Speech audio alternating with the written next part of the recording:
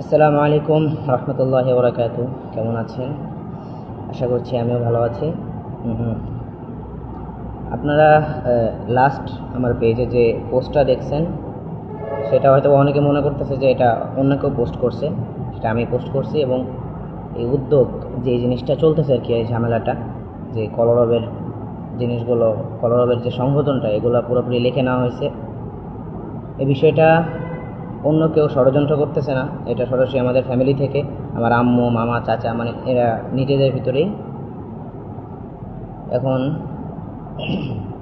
আমি কখনো লাইভে আসিনি, এই জন্য হয়তো বা একটু কথায় ভুল হইতে পারে, সবাই ক্ষমা দৃষ্টিতে দেখবেন।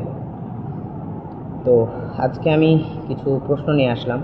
অনেকে বলতেছে যে গালিব, তুমি ভুল পথে হাঁটছো, তো যারা তোমাকে এতদিন বড় করলো, এত কিছু করলো, তাদের সাথে তুমি এরকম ব্যবহার করতেছো।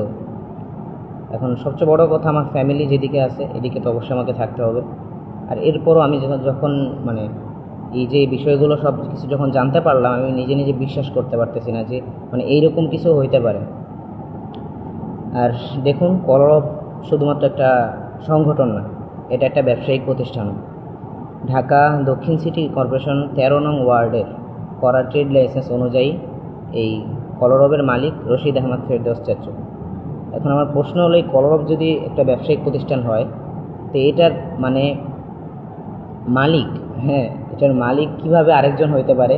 সেখানে আমার বাবা এই প্রতিষ্ঠানটা প্রতিষ্ঠিত করছে, ঠিক আছে, এরপরে তো উনি কাউকে লিখে দিয়ে যান নাই, বা আমার কোনো এমন কেউ নাই, কোনো অভিভাবক যারা কলরবের দায়িত্ব নিছে।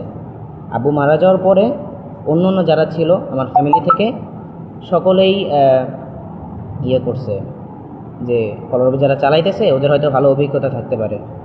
তো সেই অনুযায়ী ওনারা কিছু মানুষকে দায়িত্ব দিছে যে তোমাদের কলরব তোমরা চালাও। তো এরপরে আস্তে আস্তে এত বছর পরে জানা গেল যে মানে আমি শুনলাম যেইভাবে ট্রেড লাইসেন্স করা হয়েছে, আরও বিভিন্ন কিছু। তো এটা খুবই দুঃখজনক।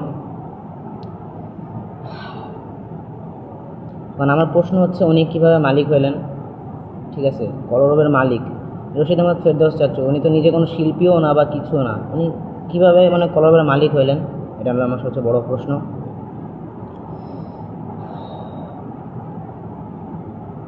আর আব্বু বেঁচে থাকতে কলরবের প্রযোজনা অনেকগুলো অ্যালবাম হয়েছিল।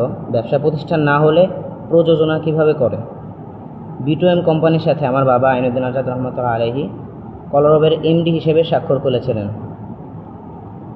তো একটা সংগঠনে কোনো MD হয় না, যেহেতু